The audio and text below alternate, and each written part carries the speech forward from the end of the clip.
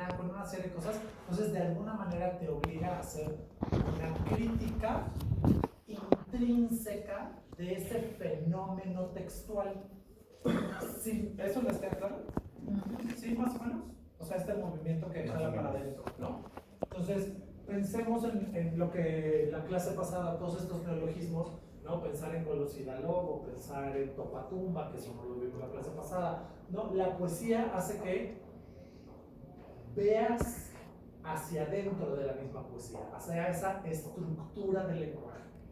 En cambio, de repente se van a topar en un extremo opuesto, si es que pudieran ser así puros los géneros, con ciertos textos.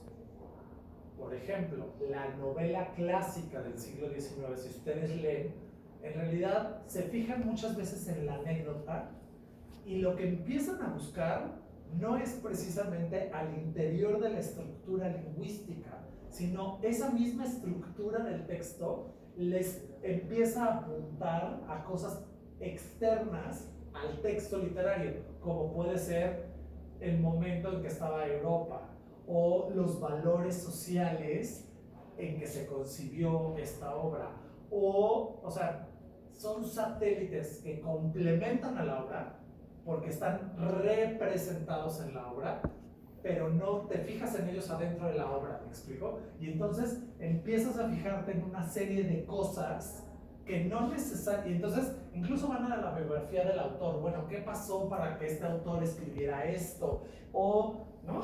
Y entonces la crítica que ustedes hacen, el fenómeno textual o la obra de arte literaria los obliga a que se aproximen a ella por satélites y no por la misma obra. ¿Sí entendemos la diferencia? Ahora, de forma contemporánea, es papaye, porque los textos a los que nos enfrentamos no son puros. O sea, no es nada más la clásica novela del 19, sino que hay textos que son poéticos o hay ensayos que no, o sea, y se empiezan a hibridar los géneros. Pero siempre, y eso quiero que lo piensen, el reto es ¿qué pautas tengo en el texto para saber desde dónde me aproximo a ese texto? Yo no puedo ir con un molde de galletas y ponerlo a la fuerza sobre ese texto, sino es exactamente al contrario. El texto en sí mismo me tiene que dar las pautas para aproximarme a él. Con otras artes puede ser mucho más fácil, ¿no? O sea, por ejemplo, con la pintura, ¿no? Ves ciertos rasgos de la pintura y ya sabes que no te puedes aproximar a analizar esa pintura con un corpus, no sé, neoclásico, ¿no? O sea, si ven, no sé, algo muy contemporáneo, eso es como mucho más claro. Lo mismo pasa en la literatura, ¿sí? ¿Hasta aquí alguna duda, comentario? ¿Esto de Aristóteles es arte poética? Sí. One on one. ¿Sí? Sí. Ok, ahora. Para no aburrirlos, les voy a hacer, se los leo y si ustedes necesitan que se los repita, con todo gusto se los repito las veces que sea esto necesario. ¿Se acuerdan de que hemos hablado en las dos clases anteriores del concepto de mímesis? ¿No? Y la mímesis está muy clara precisamente desde Aristóteles, lo tiene clarísimo este ejercicio mimético. Auerbach intenta explicar la historia de la literatura occidental a través de los diferentes temas. O sea, ¿qué es lo que imitamos a nivel mimético? ¿Qué es lo que intentamos imitar o representar de la realidad? Y a través de esos temas él intenta explicar, digamos, la historia de la literatura. Entonces, les voy a dar unos puntos para que ustedes puedan localizar como los basics en ese sentido. ¿Hasta aquí muy bien? Ok. En el mundo, o sea, estamos hablando de momentos temáticos y me voy a ir históricamente. En el mundo griego, en particular homérico, el tema que siempre se visita una y otra vez o que se quiere representar e imitar es el reconocimiento. El reconocimiento en todas sus facetas. El mito, digamos, ese mitos, esa trama, se da a través de la búsqueda. En la búsqueda se vuelve súper importante una categoría que supongo se las mencionaron, que es la anagnórisis, que es precisamente el reconocimiento. ¿Saben todos? ¿Hablaron alguna vez de anagnórisis? ¿No? No. Anagnórisis como concepto es el momento del reconocimiento de ese personaje. O sea, eso sí, pero como el concepto no lo vimos, pero, o sea, la idea es... Ok, la idea de reconocimiento es el tema del mundo griego y eso se llama anagnórisis. Por ejemplo, cuando regresa Odiseo después de toda la batalla de Troya y los 10 años y Circe y todo eso, ¿no? Y finalmente llega a la isla, ¿no? El primero que reconoce que regresó el patrón de la casa, ¿quién es? Es la siguiente. Antes, Su hijo. el perro. El perro. El perro es el que lo reconoce por el olor. Después la sirvienta porque le lava las patas y le ve la cicatriz. La cicatriz permite precisamente ese movimiento de anagnórisis, de reconocimiento. Y el reconocimiento se vuelve precisamente por eso, en ese tipo de literatura, el tema. ¿Ok? ¿El reconocimiento que es el... Reconocer al personaje. Es eso, así de fácil. Reconocer al otro. Identificación. Reconocer, ¿no? O sea, no por el tema de heroico, No. solo reconocimiento. De él. Sí, no lo están reconociendo como héroe, no. Ya. Lo están reconociendo a él como que regresó. Tan tan. Tan tan. Por eso son las comedias y las tragedias, sobre todo las tragedias. ¿No? Que Edipo, fíjense, anagnórisis. Reconocer que él fue el que mató a su padre. Ese es el momento. Reconocer el gran error de Edipo es contestar ¿cómo iba a decir? Responderle al esfinge iba a decir un trabalenguas, pero no es trabalenguas, la adivinanza. La adivinanza del esfinge es el gran error edípico, y cuando él se reconoce, es más, si ustedes han leído Edipo, al principio él condena y dice al responsable de la plaga le vamos a hacer, le vamos a tornar y bla bla bla, y el momento trágico de Edipo es cuando él reconoce que es él el responsable. En la Ilíada, ¿dónde sería? ¿Qué momento sería el...? ¿Cuál momento sería? Es súper fácil. Cuéntenme la Ilíada, hay un momento de reconocimiento central. Se llevan a la esposa. No, ¿cómo Ah, se llama? Troya. No es Helena. No, pero ya están revolviendo otras cosas. No, Helena es en la Ilíada. Ok, Elena. ¿Cuál es el gran, en la Ilíada, cuál es el gran momento de reconocimiento? Pues cuando reconocen que Patroclo se murió, ¿no? Cuando No, descubren no, que es él. cuando ya te robaste, cuando Elena no regresa, ¿no? Sí, pero a ver, porque- pero Elena ya saben, no, tiene que ver con reconocer a alguien. Con Héctor. Patroclo, ¿no? Cuando se muere y lo llevan y ya reconocen que está muerto, es cuando justo se desencadena la furia y ya como que la guerra... Y ahí ya no hay punto de no retorno. Y ahí la guerra agarra con todo. ¿No? Y entonces viene el problema de las vidas que van a ser lloradas, Sí, regresan el porque cuerpo. igual pensaban que era... Pero desde antes ya estaba la guerra con todo. No, Desde antes de Patroclo. porque el No. otro estaba enojado y no quería pelear. Ajá. No quería estaban pelear. perdiendo, estaban perdiendo y hasta Exacto. que matan Bueno, o a sea, estaban Patroclo. considerando irse. Ajá, hasta que matan a Porque ya Patroclo no querían pensando que era más. Aquiles y luego reconoce que era Patroclo. Y ahí el momento de reconocimiento, no es Aquiles, es Patroclo, y entonces sí sale Aquiles, y agárrense todos, la furia de Aquiles. Reconocimiento, ¿ok? Bueno, ya tenemos varios ejemplos. Luego, un poquito más adelante, literatura latina. El tema se vuelve la movilidad dentro de la sociedad, ¿no? Estas personas que nacen en una clase social baja o que son esclavos y logran la libertad, y ese es un tema. El otro tema son los placeres del hombre, y el otro tema es la magia, que va de la mano de la superstición, ¿ok? O sea, el mitos, digamos, que impulsa todo esto, así como en el anterior fue la búsqueda para lograr el reconocimiento, aquí es la lucha entre Eros y Tánatos. Toda la literatura latina hay una lucha de pulsiones, Eros y Tánatos. Después sigue la literatura medieval. El tema central en la literatura medieval son los héroes con todo lo que implica el viaje del héroe, y lo pueden llevar hasta Star Wars si ustedes quieren, porque es el viaje del héroe 101, sobre todo en la primera triada, ¿no? Que implica la búsqueda, lo religioso y todos los temas que ustedes le quieran poner, pero el héroe se vuelve lo central, y evidentemente si el héroe es lo central, el mito es la lucha entre la luz y la tiniebla, luz y sombra, lo bueno, lo malo. Por eso ahí está la magia, la superstición, el amor, el odio, que es todo lo que mueve al héroe, ¿sí?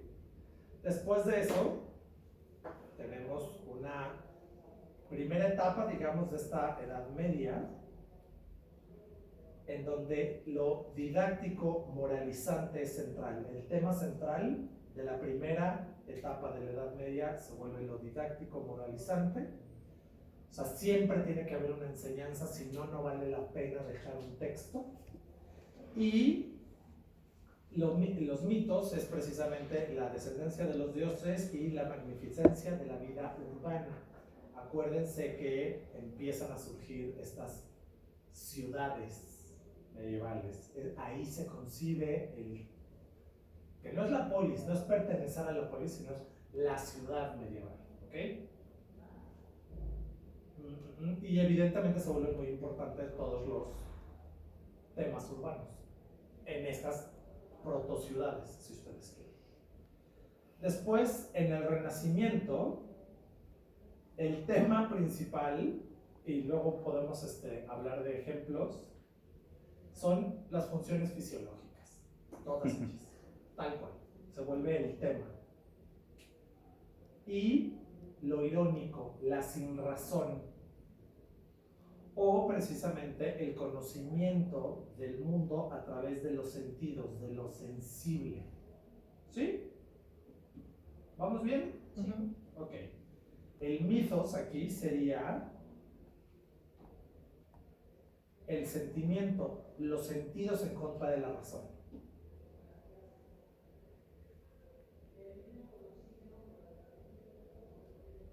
Esto evidentemente es algo que se da desde acá, o sea, este pleito entre lo dionisiaco y entre Dionisio y Apolo. Después, en el neoclásico, los temas dominantes es el dominio de la razón, Dios como razón, ¿no? Que ahí se empieza a complicar la cosa. La razón sobre los sentimientos, o sea, el dominio de la razón se vuelve súper importante. La importancia de la sociedad y todo lo que sucede al interior de la sociedad, y por eso la hipocresía tiene un lugar relevante. Y la desmitificación de la religión.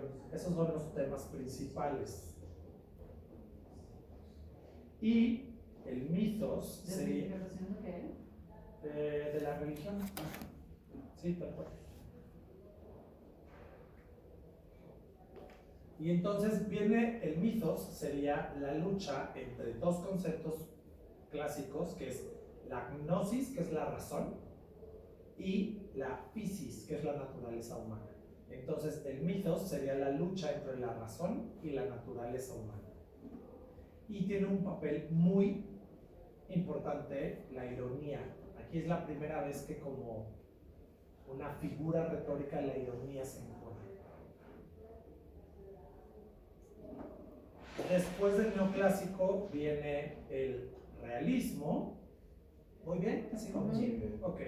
El realismo, en donde los temas principales es el relato de la vida urbana, de este que ya tiene interiorizado precisamente la parte de la ciudad como la concebimos, la ciudad moderna. Los personajes ya tienen muy claramente una evolución o una involución, o lo que llamamos un arco dramático, o sea, ya pasan por emociones y bla, bla, bla, no son estos personajes planos, ¿no? Y las acciones dejan de ser morales, o sea, ya no hay una carga moral. Sí puede haber un repudio social, pero no hay una carga moral. Evidentemente en el realismo lo más importante es la imitación de la realidad y la noción de movimiento, de que todo fluye, todo cambia. Ahora, los temas contemporáneos que surgen más o menos como temas la literatura contemporánea es un poquito después. Si los formalistas rusos empiezan en el 21, en el 27 lo contemporáneo ya se vuelve a plantear como contemporáneo, digámoslo así. Los temas son lo cotidiano, la expansión casi infinita del tiempo, entonces no es casualidad que el resultado de esto sea alguien como Macedonio o como Borges, ¿no? Entonces se relatan acciones que suceden o muy rápido y el tiempo se vuelve como muy cronológico, o al contrario, hay unas reflexiones eternas del personaje en donde se prolonga el fluir interno del personaje, pasan capítulos y capítulos en donde está recordando, autonalizándose, pensando, yendo a su infancia, bla, bla, bla, ¿no? Y el mitos aquí es el tiempo que se extiende precisamente de la mano de los espacios que se extienden, ¿no? O disminuyen. Podría ser como, porque no eran las campanas. Me acordé que son 3 días y es un monólogo. Exacto, exacto. Es un gran ejemplo.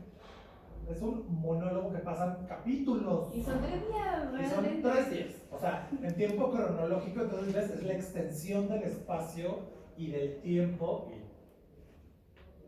es brutal, ¿no? Exactamente.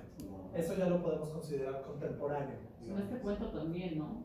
Claro. En realidad no pasa nada, o sea, solo pasa que se despierta, que lo van a matar, pero todas las notas y todo lo que empieza a hablar. Exacto. Entonces, ahora sí. Y curioso con su ciencia y filosofía, ¿no? O sea, en los tiempos, digo, de todo esto me recuerda, esta parte última me recuerda a Einstein y toda su teoría de la expansión del tiempo y del espacio. Así es.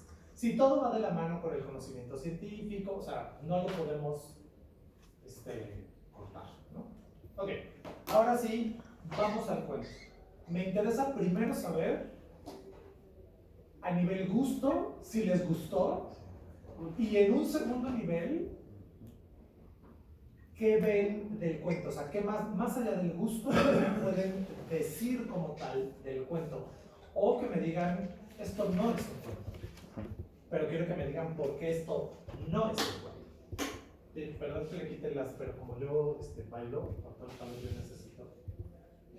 Es que si no pierdo mi público cautivo de acá. ¿Ok? ¿Quién quiere empezar? ¿Quién quiere abrir la discusión sobre si esto es un cuento, O sea, si no, si les gustó, ¿Nos si podrías no? dar las características del cuento? ¿Quiere? Nadie tiene, ¿no? Eso Es ya lo más- hemos dicho, ¿no? De que, o sea, justo él lo dice, de que esto es un cuento porque uso el i, porque el i es como súper característico de los cuentos. Entonces, habíamos Pero eso dicho, es una ¿no? burla, ¿no? Sí. Pero de que había Se está burlando de él. decálogos en donde, o sea, decían así autores, como un cuento tiene que tener esto y esto y esto y esto, y que todos los están en ese cuento. O sea que, pero no es un cuento tradicional en la manera en que está contando una historia como nosotros conocemos, pero a nivel de estructura, pues sí es un cuento. No, además me pueden decir de qué se trata el cuento. tal cual. Pero justo eso, yo Pero lo sí sentí tiene- más como una burla, una crítica Pero no, hacia es como- ese ajá, es tener como- que categorizar los textos o no sé, Sí, esa pero búsqueda de... Es como Me un encantaron sus discurso notas. ingenioso. Sí, las notas, Las la notas. nota de la ópera me hizo reír muchísimo. Sí, yo El soy de- aplauso eterno es tan real. Pero tiene un propósito, ¿no? De La interrumpir la función. narración y saber, pero ¿dónde estaba yo? No, pero además te Digresión. lo dice abiertamente. Esto es una digresión. Y si además se aburren y no le entienden, no importa. De hecho, mejor. De hecho, mejor si se les olvida. Sí. Ajá. Ojo, entonces, Ajá. podemos partir, primero, ¿les gustó o no les gustó? Sí. O sea, ¿sí? ¿Mudo? ¿Sí? ¿Crees que sí es un cuento? Yo lo sentí más como una anécdota, pero al final se te cuenta una historia desde una idea inicial y ya sea en un tiempo muy largo, corto, lo que sea, y termina con un movimiento del personaje, pues sí es un cuento. Tiene, Yo lo sentí muy cortito, más como una anécdota bien narrada, entonces yo no lo pondría como un cuento, en definitiva no.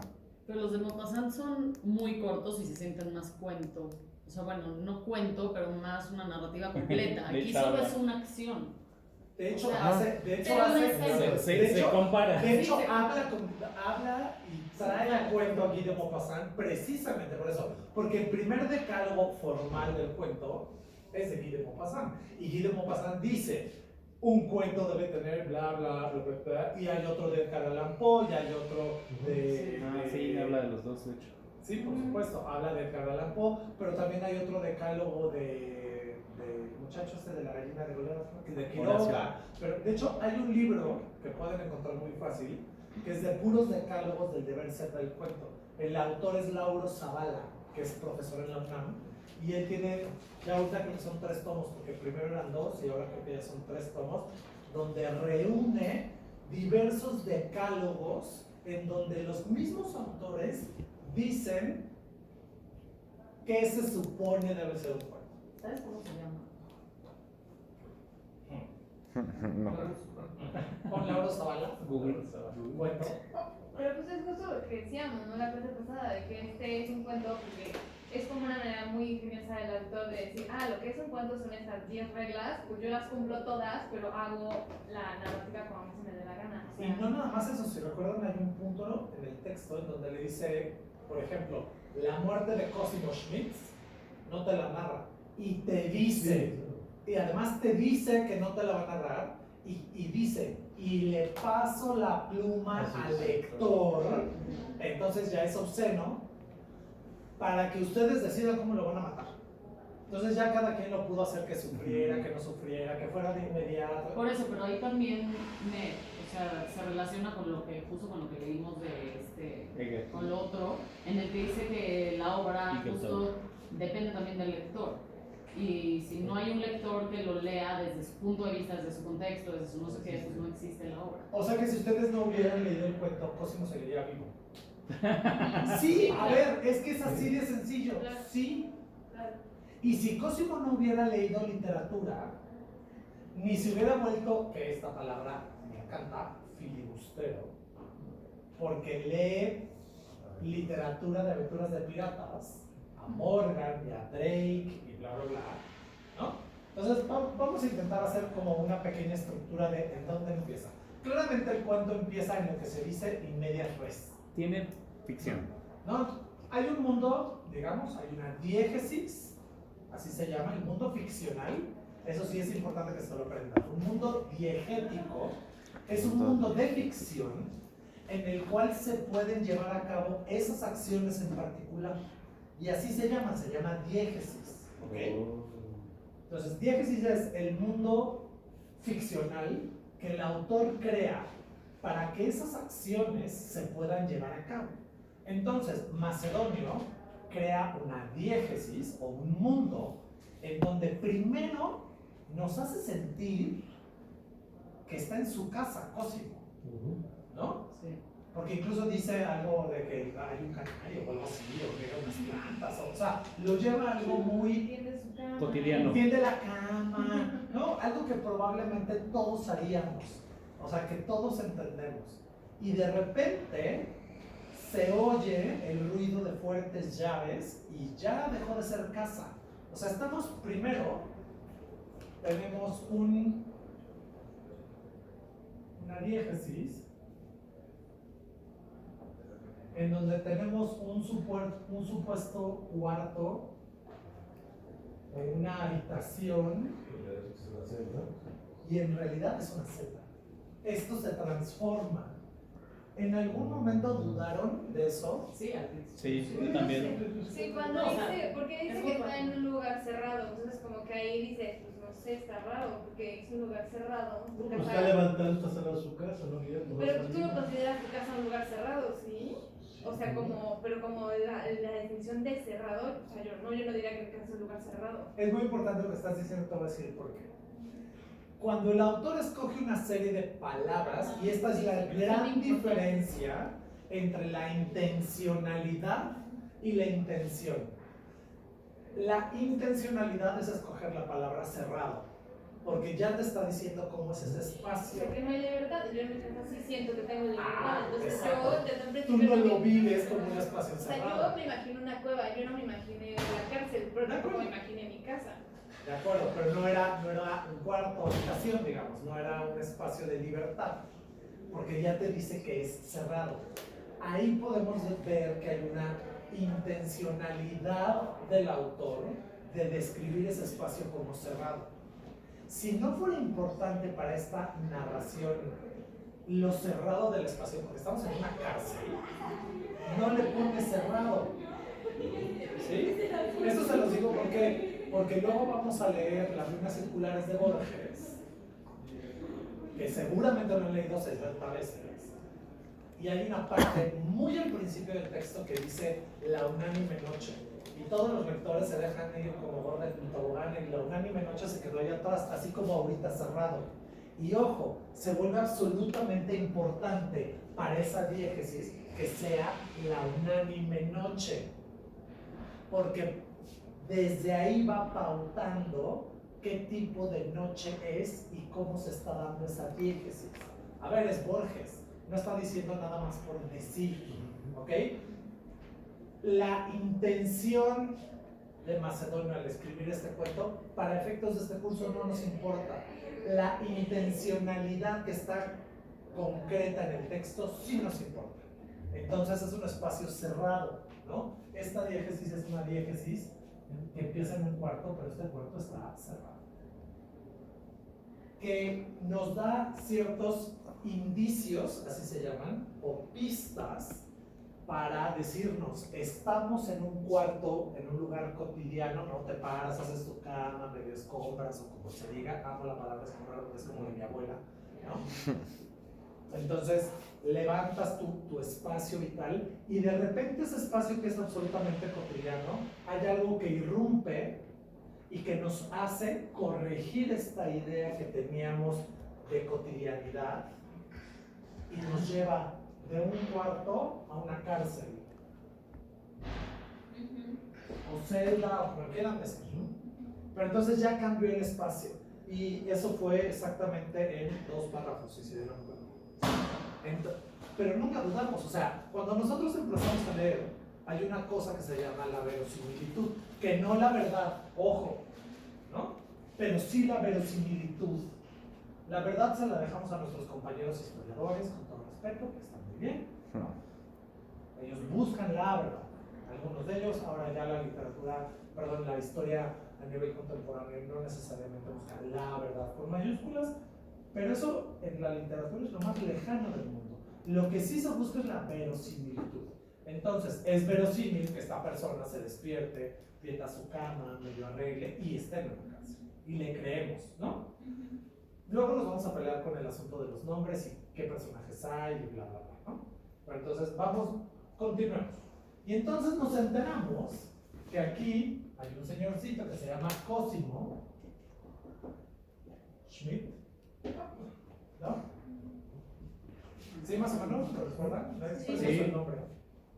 Ok, y Cosimo va a ser sentenciado a muerte. Bueno, más bien ya fue sentenciado a muerte.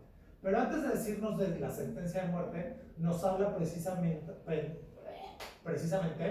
del título del cuento, ¿no?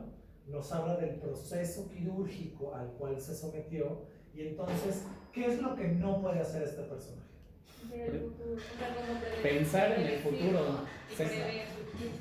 Un límite de tiempo. ¿De cuánto? 8 minutos. Ok, eso es muy importante. Sí puede, pero Le extirpan el sentido del en 8 futuro. minutos se acaba lo que puede traer. Le extirpan el sentido de futuridad. Ya desde que nos digan futuridad, ya algo se rompió en la manera del lenguaje, ¿no? Sí. Entonces, como si pudieran abrirnos la cabeza y extirparnos ese pedacito, porque en realidad el autor está hablando de algo en particular. Esperemos que ustedes lleguen a eso, si no, no importa. Yo confío en que sí. Entonces, le quitaron, él no puede, su capacidad de predecir es de 8 minutos, ¿no? ¿Algún comentario, perdón? ¿No? Ok. Y entonces lo sacan y entonces hace toda una reflexión en torno a la capacidad de imaginar, de reflexión, de todo eso, ¿no? Y entonces le quitan esta capacidad, se lo llevan a un lugar y ¡zas! lo electrocutan, ¿no? En la famosa máquina de electrocución. No, nunca nos dicen en una silla eléctrica, nunca No, nos sí dicen, dice, ¿no? Sí, ¿no? dice que es una Silla silla. eléctrica. Dice que es una silla, pero luego la llaman máquina de electrocución, ¿no? Ah, sí. Que a ver, o sea, es un neologismo, ¿no? Que él va inventando cómo referirse a las cosas. Entonces ya, lo matan. Y ya que lo matan, ya se murió. Entonces, No, pero en ese momento sí sabemos que se hizo la operación porque quería olvidar su pasado. Porque ¿no? era muy aburrido, ¿no? Ay, No, antes. Eso es después. No, porque No te dicen no, ya por me qué. acordé, porque no quería vivir la angustia, no lo dice así, con la angustia de que sabía que había matado a su familia. No, pero eso No, era hasta ese mentira. momento lo sabíamos. Ajá. O sea, eso era de la memoria Son dos nueva. operaciones. Lo que pasa es que Por eso. primero Por eso, pero primero nos dicen sabemos que este eso. personaje se sometió a una operación de ablación psíquica, en donde le quitan la capacidad de utilizar. Y entonces nada más puede prever. Entonces, pues va a la máquina de electrocución sin miedo y se sienta, Así es. ¿no? Y de repente se da cuenta que él es el que está en la máquina de electrocución, pero tampoco le puede dar mucho miedo, en fin, lo matan. Y hasta ahí se queda, digamos, el cuento, ¿no? El cuento empieza en media res, ¿no? En la vida de Cosimo ya hay un antecedente, pero empieza aquí que él ya está encarcelado.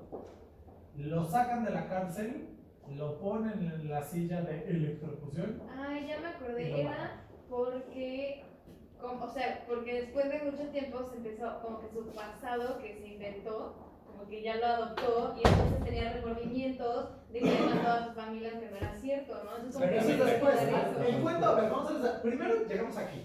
Y luego, ¿cómo se llama de Caledonia? El Príncipe doctor. de Nueva Caledonia. El doctor. No, el doctor. Los que lo sentencian de Nueva Caledonia. El consejo. El tribunal. Tribunal de Nueva El Caledonia. tribunal de la Nueva Caledonia, que ese es otro personaje, digamos, el tribunal, que además son ustedes el tribunal, ¿no? Al leer, son ustedes el tribunal. Todo el tiempo juega Macedonio con esta movilidad, digamos. Se da cuenta que esta ejecución en realidad, esta ejecución fue dada y entonces hace lo que nosotros llamamos, que eso me imagino que tú te acordarás en el modelo de Gloria. No, es una palabra. Aquí van a aprender muchos mamemas, o sea, muchas palabritas que no les van a servir para nada más que para esta clase, pero soy bien cultas. Son puros mamemas, no se las entienden, ¿no? Cuando temporalmente nos vamos para atrás, hay un flashback. ¿Te acuerdas cómo se llama? ¿No? Se llama analepsis. Flashback Analexis. Y si Ya se va yo para como para adelante, adelante, se ¿no? llama prolepsis. Eso ¿no? lo vimos también con Juana. Sí, seguro. Porque de hecho el mundo griego todo el tiempo hace eso. Ajá. ¿No? Hace analepsis y recuerda cosas y prolepsis y entonces hace como sí, ¿no? Pero luego no necesariamente sí, pero hace como sí. Entonces hace una gran analepsis y entonces nos cuenta que Cosimo en realidad era un contador o algo así que tenía. No, solo dice que estaba aburrido, que tenía una vida. Herrero, gracias. Un herrero que tenía una vida aburrida, pero aburridísima. Monótona. ¿No? Monótona y bla, bla, bla. Y entonces se somete a una otra operación en donde le dan un pasado filibustero. Y ese pasado filibustero, ¿qué se lo da? O sea, se somete a una operación. Y entonces, ¿qué es lo que le da ese pasado? ¿De dónde sale el pasado que él cree que es suyo? Que lo había leído o algo así. Lo había leído, es importantísimo. La literatura se llama. Lo habían leído y aparte creo que en otra ciudad o país o algo así. Entonces el caso sí era real, pero no era él. Exacto. Hubo un caso, pero él lo lee y entonces lo ponen a leer literatura de piratas. Y dice literatura de filibusteros y te dice Morgan, Drake. Entonces, ojo, porque aquí hay una suerte de intertextualidad. Este cuento nos está llevando a otras literaturas que llenan el pasado de Cosimo, y entonces Cosimo se Quijote. cree que... ¿Eh? Quijote. Es un Quijote. Es un Quijote de 3 páginas, tal cual. Pero en vez de leer libros de caballería, lee Libros de piratería. libros de piratas. Y dice que libros de piratas, o sea, lo dice en las notas a pie de página. Eso ya tiene que ver con un recurso, porque el autor está muy consciente del recurso, o sea, de la nota a pie de página como recurso literario. Y también está muy consciente de que ustedes leen y que ustedes van a... No lo voy a decir, no, creo que ya tuvimos suficientes nada más por el día de hoy, pero ustedes van a prever algo en la historia, ¿no? O sea, ustedes mientras van leyendo, Gloria Prado dice muy chistoso que es como la canción de Juana la Cubana, ¿no? Un pasito para adelante y 2 para atrás, pero con ganas, o una cosa así va la canción. Cuando ustedes van leyendo, ustedes van proyectando una historia, ¿sí o no? Y de repente, ya que acaban de leer, tienen que corregir eso que leyeron, porque no necesariamente pasó eso que leyeron, y entonces ustedes corrigen y continúan leyendo. Pero en el momento, esto es por teoría, de la recepción, en el momento que ustedes vuelven a leer, involuntariamente vuelven a hacer una proyección de lo que puede pasar, y probablemente la tienen, pero probablemente no, porque tienen que ver con sus capacidades lectores, con su horizonte, con muchas cosas, y se tienen que corregir, regresar y volver a avanzar otros 2 pasitos. ¿Sí? ¿Entendieron? Eso tiene que ver con el proceso de lectura. Entonces van corrigiendo todo el tiempo y van proyectando otra cosa, que a veces le atinan si son lectores muy avisados, ¿no? Y tienen muchas lecturas, y a veces no le atinan, y entonces tienen que corregir eso que leyeron, y entonces hay una corrección, vuelven a retener y siguen leyendo. ¿Sí? Eso es pura teoría de la recepción, y eso pasa en cualquier texto. ¿Hasta aquí alguna duda? Ok, entonces, fíjense que todo el pasado de este hombre es pura literatura, no es real. Y por eso es encarcelado y condenado y lo matan. Pero pues, ¿qué creen? Ya lo leyeron, ya lo mataron. Además, ya les dijo el autor ya les dijo, aquí está la pluma y ustedes son responsables de cómo se muere este hombrecito. Y no les dice cómo se muere. Hace toda una narración de probablemente sufrió, probablemente, pero todo lo deja con probablemente, ¿no? Y aparte habla de las sensaciones, pero no habla de las formas, porque eso lo tenemos que hacer nosotros. Así es. Y les dice, les paso la pluma.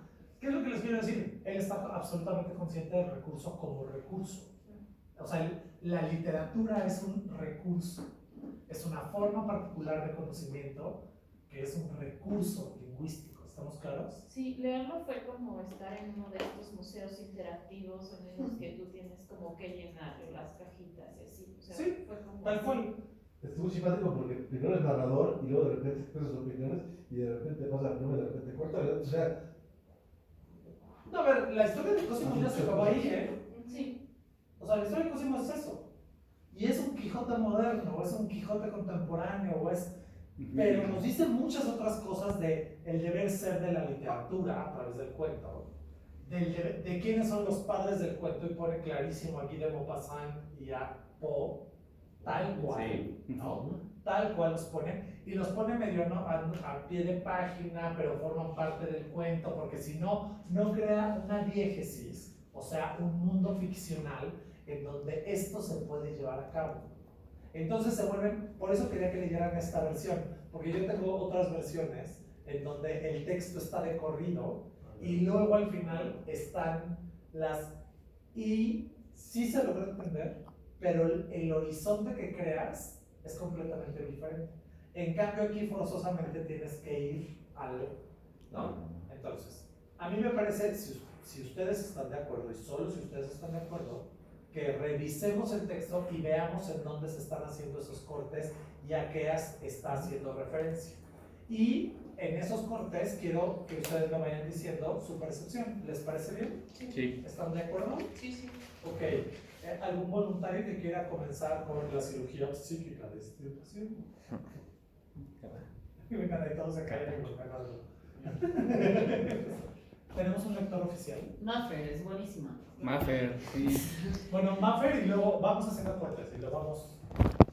Hola. Desde el inicio, ¿verdad? Sí, sí, sí, tal cual. Si tienen cualquier duda o quieren preguntar cualquier cosa, que lo comentemos, porque creo que es muy importante que ustedes digan cuál es su punto de vista. Lo hacemos. Sí. Rápidamente, algo que me causó curiosidad y se lo compartí a dos profesores de la maestría, una Sí. que nos dio de teoría del comportamiento para los negocios y otra Sí. porque vemos una clase de que sí se puede implantar pasado, Por ¿no? supuesto. Entonces ese es uno, y dos, Inception 101, Leonardo DiCaprio, ya la sabíamos todas. el de mindfulness, Sí. precisamente porque nos lleva a siempre estar en el momento presente, ¿no? Todavía que yo dije, ¿le pagarían los derechos a los familiares de los de Eterno Resplandor de una mente sin recuerdos de Jim Carrey? Es la idea, totalmente. Igual a mí se me recordó buenas Funes el Memorioso. Apenas empecé a leerlo, me recordó Hay muy. muchísimas obras Pero literarias. obviamente Funes el Memorioso viene de esto, o sea, ¿o no? A ver, sí, no sabemos, no tengo ningún texto yo en este momento que te pueda decir. Por supuesto que leyó específicamente este cuento de Macedonio. Podemos pensar que sí, porque Macedonio en su momento fue una figura cultural muy importante que no fue premiado, discurso de poder, por la Academia Europea, y entonces, ¿quién sí fue premiado por la Academia Europea? Borges. Y entonces todo, pero si tú lees esto y entiendes esto como recurso, lees a Borges desde otro lugar. En cambio, esta salvajada que hacemos de vamos a todos a leer a Borges en la prepa, que los pobres dicen, ¿qué es esto? ¿No? Pero efectivamente hay muchos textos que tocan el tema y hay muchísimas, Pero es incluso... como súper parecido a Funes, ¿no? Por supuesto. O sea, es parecidísimo, es Sí. como la misma idea. Sí. De vivir en el presente, o sea, pero ahí es como. ¿Quiénes viven en el presente? Ustedes díganme. ¿Quiénes siempre viven en el presente y solamente pueden futurear 8 minutos? Los locos. Los peces. Los locos. Los niños que dicen, ¿no? Ustedes cuando leen, no se vayan más lejos. Está hablando del El ejercicio lector. de la lectura. Cuando ustedes leen, están en absoluto minutos de presente. 8 minutos de spam. Cuando ustedes leen, Bueno, cuando estás haciendo una actividad muy. O sea. ajá. Pero eso claro, es por como supuesto, una cosa. pero a ver, Pero lo estamos llevando. sí. Cuando usted, él tiene absoluta claridad del recurso. Sí, claro. Cuando ustedes leen, o sea, ustedes son tanto los que matan al pobrecito de Cosimo, porque además se los dije, ahí está la pluma, ya lo que se les da su gana. Pero claro, igual, o sea, de que lees eso y te imaginas a Cosimo muerto, pero no te imaginas como, y la familia de Cosimo y así, o sea, como que te imaginas justo los siguientes, a los 8 minutos siguientes, no te imaginas ¡Por el supuesto! final de la familia, Ustedes que tenía también un son perro y así, Cosimo. como que ni al caso. Y está hablando del acto de la lectura. Y los 8 minutos son una cosa como medida o algo que haya una cosa como científica que Sí. diga que los. Ay, Oh, sí, ah, oh, sí, tal cual. Teoría de la recepción 101. Está haciendo un cuento de teoría. sí. ¿Ok? Entonces vamos a revisar esto. En los cósimos, hoy todos van a ser cósimos. ¿No? Sí. Arranque. Cirugía psíquica de extirpación. Se ve a un hombre haciendo su vida cotidiana de la mañana en un recinto cerrado. Es el herrero Cosimo Schmitz, aquel a quien en célebre sesión quirúrgica ante inmenso público le fue extirpado el sentido de la futuridad, dejándosele prudencialmente, es cierto, como se hace ahora en la extirpación de las amígdalas, luego de reiteradamente observada la nocividad de la extirpación total, un resto de perceptibilidad del futuro para una anticipación de 8 minutos. 8 minutos marcan el alcance máximo de previsibilidad de su miedo o esperanza de los acontecimientos. 8 minutos antes de que se desencadene el ciclón percibe el significado de los fenómenos de la atmósfera que lo anuncian. Pues aunque posea la percepción externa o interna, carece del sentido del futuro, es decir, de la correlación de los hechos. Siente, pero no prevé.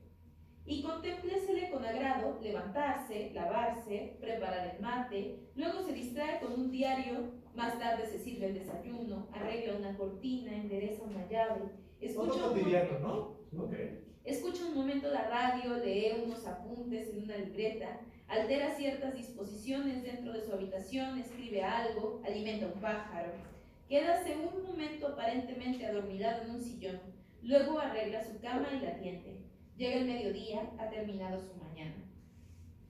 Y aquí empieza la otra parte que dices. Sacude Pero si se fijan, fuertemente. aquí ya podemos hablar de dos partes. Sí. Porque una fue, nos presentaron al personaje que ya le extirparon, y otra nos explicaron que le extirparon, ¿no? Y qué hizo en su cotidiano. O sea, hay una explicación, que esto lo hace muchísimo Borges, una cita de autoridad, ¿no? Parece que lo que nos está explicando de la extirpación es casi una cita de autoridad. O sea, nos está explicando la operación como si fuera un dato duro científico, ¿no? Y es que aparte eso ya lo saca de la cotidianidad también. Entonces, justo a nosotros nos pone este personaje, no es un personaje cualquiera tampoco.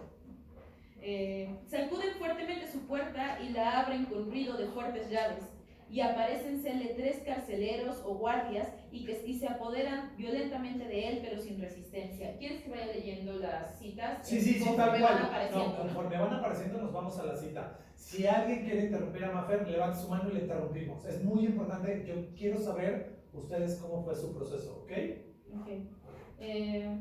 Sí, sacuden fuertemente su puerta y la abren con ruido de fuertes llaves. Y aparécensele 3 carceleros o guardias y que se apoderan violentamente de él, pero sin resistencia. 1. Lo que hacen los cuentos son las is. Los cuentos simples de apretado narrar eran buenos, pero arruinó el género la invención de que había un saber contar. Se decidió que quien sabía contar era un tal Maupassant y desapareció el perfecto cuento de antes, y el invocado Maupassant contaba como antes. Bien. Entonces el antecedente es el de Maupassant como el primer narrador, y espero que a todos hayan leído Bola de Cebo y todas estas cosas, ¿no? Porque tiene una estructura muy clásica. Ok, y luego... Por eso, pero aquí no tiene nada que ver con la historia, o sea, esto no, la nota no tiene nada que ver aquí, ¿no? Teoría del cuento, O ¿no? sea, sí, pero Justo. el punto en donde lo pone no... O sea, ahí yo sí tuve que como volverlo a leer porque no estoy entendiendo qué estaba hablando. Como te cambia el tema. A ver, Es que tienes que cambia leer el el tema, párrafo. te saca de ahí, Ajá. pero te lleva a otra diégesis, que es el universo de Guy de Maupassant, y que está empezando a explicar su concepto o su postura del cuento. Porque después él hace toda una reflexión de si este cuento te gusta, si no te gusta, ojalá te guste, pero bueno, si fuera el último, bueno. Y entonces, fíjense, tenemos un cuento, pero también está haciendo un cuento de su teoría del cuento. Pero la relación de la cita, que creo que es lo que dices con este texto, son las i. Así sí. Porque El fíjate, mismo párrafo. ajá, dice, sacuden fuertemente su puerta y la abren con ruido de fuertes llaves y aparécense los 3 carceleros y que se apoderan violentamente de él. Sí. Y por ejemplo, ese y que se apoderan violentamente de él tampoco tendría ningún Sí, caso. no, Tendría que dárselo sin broma. o sea, aquí... Entonces creo que es eso, como que está explicando, claro, estoy poniendo is porque si no, no es un cuento, entonces miren cómo se Y, usa y así. checa que date cuenta que lo hice, ¿no? Porque eso es curioso porque precisamente Al final luego ya está usando alguien me dijo el- hace poco que eso es un error de redacción, ¿no? Entonces cuando yo no me di cuenta hasta que regresas y ves y dices, ah, sí, tiene muchas cis, pero Entonces, fíjense, cuando la leen, abogada. es muy importante el exceso de, porque se vuelve un recurso literario, o ni siquiera una letra. No sé si han tenido oportunidad, seguramente han oído hablar de él, de Roberto Bolaño. Roberto Bolaño tiene una obra en particular que a mí me parece, bueno, varias a mí me parecen muy buenas, extraordinarias, pero hay una que a mí, la forma de narrar me llamó muchísimo la atención, que es Nocturno de Chile. ¿Alguien la ha leído? ¿Qué son cuentos? No, es una sola historia. Cuéntame, Eduardo. La leí en el metro, lo único que me acuerdo. Pero ¿cuál fue tu experiencia? Cuéntame tu experiencia. Es sobre sus teorías de los... Nocturno de de la Chile. policía, pero que no me acuerdo. ¿Es un cuento o es una como novela? Es una novela de 197 páginas que nada más tiene un punto y aparte en la página 197. Entonces tú lo empiezas a leer y esto que decimos, ay, ahorita que llega al punto voy y saco la ropa, ahorita que llegue al punto voy a hacer tantita pipí. Es igual que José Saramago. No me gusta nada. A mí como me complica ese tipo de cosas. Ojo, No sé, se me vuelve, gusta. por eso, pero lo que quiero que se den cuenta es que se vuelve un recurso literario. Sí, obvio. Así como aquí las IES, a mí me parece una novela extraordinaria. Se trata precisamente de un, pues sí lo voy a decir, ¿no? De un sacerdote jesuita que está en su lecho de muerte y él tiene un chingado remordimiento del tamaño del mundo porque él se da cuenta, él como jesuita le enseña el marxismo nada más y nada menos que a Pinochet. Entonces, ya fue precisamente el golpe de estado de Pinochet y él se está muriendo y él se está culpando. Y claro, como es el fluir psíquico de un moribundo en una noche, no hay punto y aparte, es nomás. Y entonces te cuenta de cuando era chico, de cuando leyó, de cuando fue a la tertulia, de que quién sabe qué, de cuando empezó la represión política, de que entonces había presos en el sótano mientras arriba había una tertulia de literatura, pero entonces la puntuación se vuelve un recurso, aquí, así como aquí las is se vuelven un recurso. ¿Por qué les digo esto? Porque lo que sí necesitamos es que lean con muchísima atención, no que lean rápido. Porque si yo les pregunto cuál es la anécdota, pues la anécdota es un bonito que, ¿qué crees? Lo mataron. Y ya, ese es el cuento, ¿no? Estaba en una cárcel y lo mataron en una máquina de electrocución. Eso es lo que menos importa. O sea, ¿de qué trata lo que estamos leyendo? Es lo que menos nos importa. Porque es exactamente la misma que se los dije en la clase 1. El amor prohibido nos lo contó Romeo y Julieta, pero nos los contó Crepúsculo, pero nos lo canta Selena en Amor prohibido. Es lo mismo, pero se vuelve absolutamente relevante para decir esto es literario o no, cómo nos cuentan eso que nos cuentan. Entonces, es absolutamente relevante, como en el caso del Nocturno de Chile es absolutamente relevante que no haya un punto y aparte, porque es un momento de muerte, es el fluir psíquico de un moribundo. ¿Okay? Aparte de Nocturno de Chile, ¿hay algún otro libro que esté, o uno que esté más desprovisto de signos de puntuación, de comas y todo eso? Muchísimos, o sea, pero muchísimos. Saramago lo usa a la perfección, y luego Saramago se echa todos sus libros. Saramago se echa unos capítulos enteros de pura prolepsis de y sí. Por ejemplo, uno de los libros que yo más he disfrutado de Saramago es El ensayo sobre la ceguera. ¿No? Yo hace tanto que ni me fijé en eso. No tiene, por ejemplo, una cosa que se vuelve muy importante en el ensayo sobre la ceguera, es que los personajes no tienen nombres. No. Es el doctor, la esposa del doctor, el perro, no sé qué. No, son así como, ¿no? Son como, eso se vuelve muy relevante. Pero también es súper relevante que a cada uno lo identificas por sus características, aunque nunca sabes su nombre, o sea, siempre sabes quiénes son. Y siempre sabes que, no, y sabes quién enuncia. Ni siquiera, ¿no? Sí, porque ni siquiera. Y hay un capítulo entero de pura prolepsis en donde la esposa del doctor dice, si estos, los ciegos, se enteran que yo no estoy ciega, porque está encerrada en este cambio de concentración donde todos están ciegos, pero no, estos seguramente me van a pedir A, B, C, D, y entonces la estructura y se va a caer y me voy a volver su esclava, y se echa un capítulo entero de prolepsis de y si se enteran, pero ¿qué crees? Nunca se enteran. Eso forma parte de la novela, claro, y nunca pasa. Es puritita reflexión de la esposa del doctor diciendo, y eso se hace a través de la puntuación.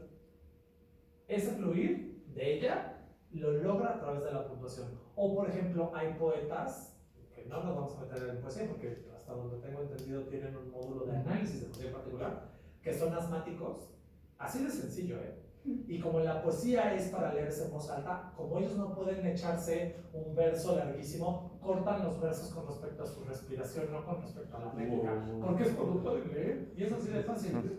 Y luego te das cuenta así de, no, aquí hay un problema de respiración, porque están muy cortos. Y no tiene que ver con cómo está constituida la unidad de sentido, o sea, la oración o el verso, sino tiene que ver hasta dónde puede respirar el autor. Y entonces se vuelve absolutamente relevante. Porque la forma le da un porqué. ¿Sí? Ok, continuemos. Ya, más o menos aclaró, Olga, tu duda. Sí, buenísimo. Fíjense cómo hay un 1 que nos lleva a un pie de página y luego abre paréntesis.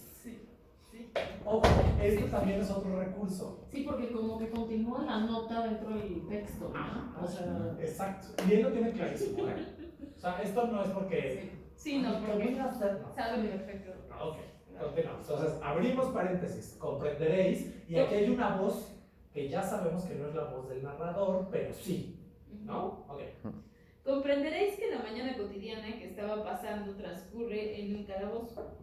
Se queda muy asombrado y sigue donde ellos lo llevan, pero al punto de entrar en un gran salón se presenta en su espíritu la representación detallada de una sala con jueces, un sacerdote, un médico y parientes, y a un costado la gran máquina de electrofusión.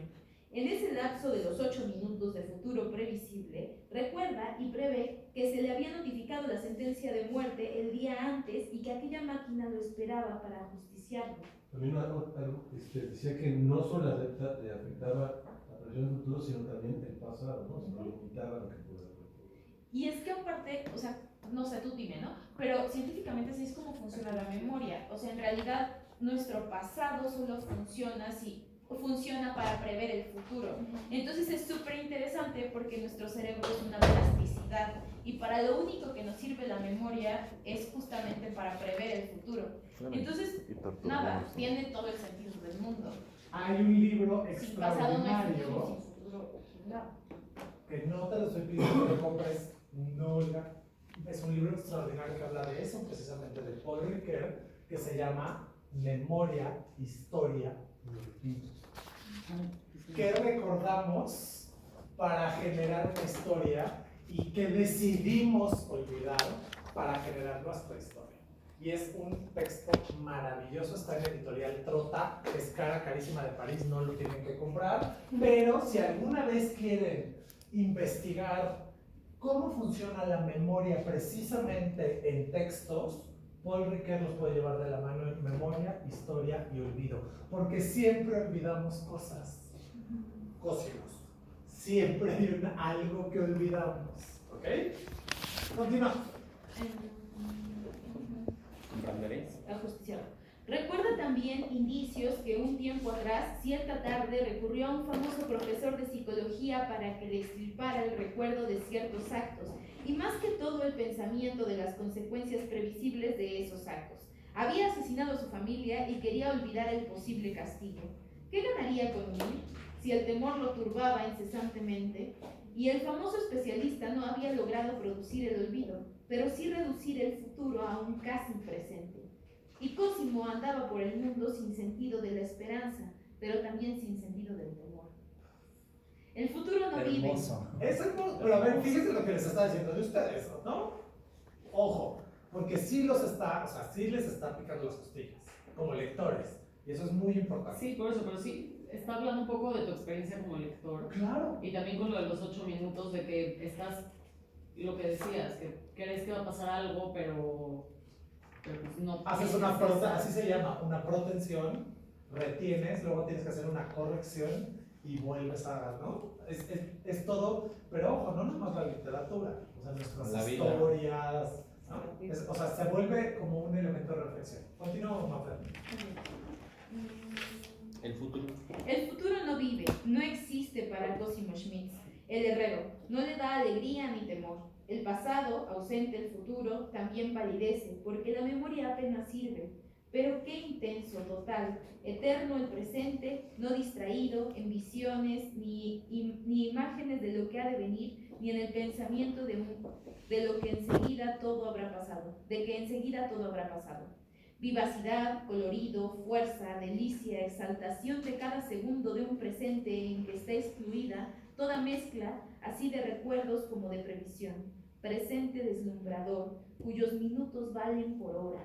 En verdad no hay humano, salvo en los primeros meses de la infancia, que tenga noción remota de lo que es un presente sin memoria ni previsión. Ni el amor, ni la pasión, ni el viaje, ni la maravilla asumen la intensidad del tropel sensual de la infinita simultaneidad de estados del privilegiado del presente. Prototípico sin recuerdos ni presentimientos, sin sus inhibiciones o exhortaciones. Hasta ahí, perdón. ¿Qué es eso de tropel sensual? ¿Qué es tropel sensual? ¿A qué les suena? Vamos a llevar. ¿Qué es tropel? Ajá. No, porque como todo es presente, todo es nuevo, todo te maravilla, todo te deslumbra, todo te sorprende.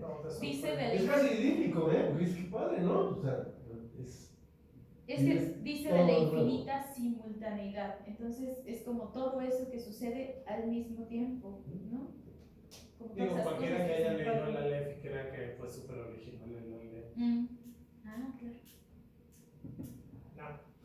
No. ¿No? Ojo, está poniendo en juego tanto el ejercicio de lectura como temas. ¿Vamos bien? Ujú. Ok. ¿Dónde me Esta. quedé? ¿Esta? Esta compensación.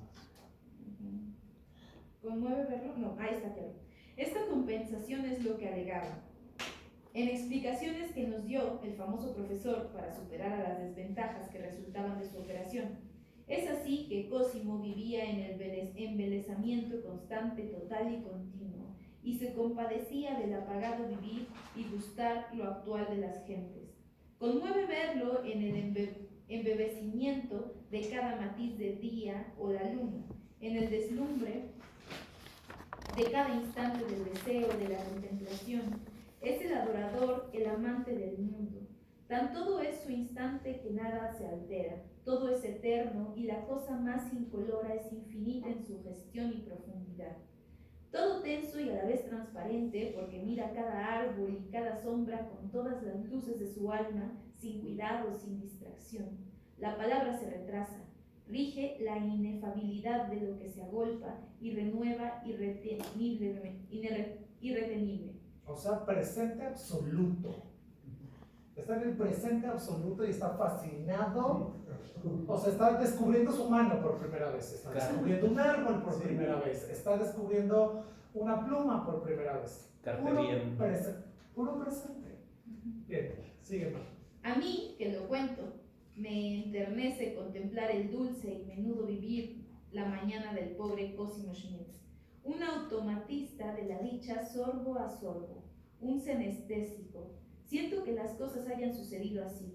Como psicólogo, no psicofisiólogo. Psicológico.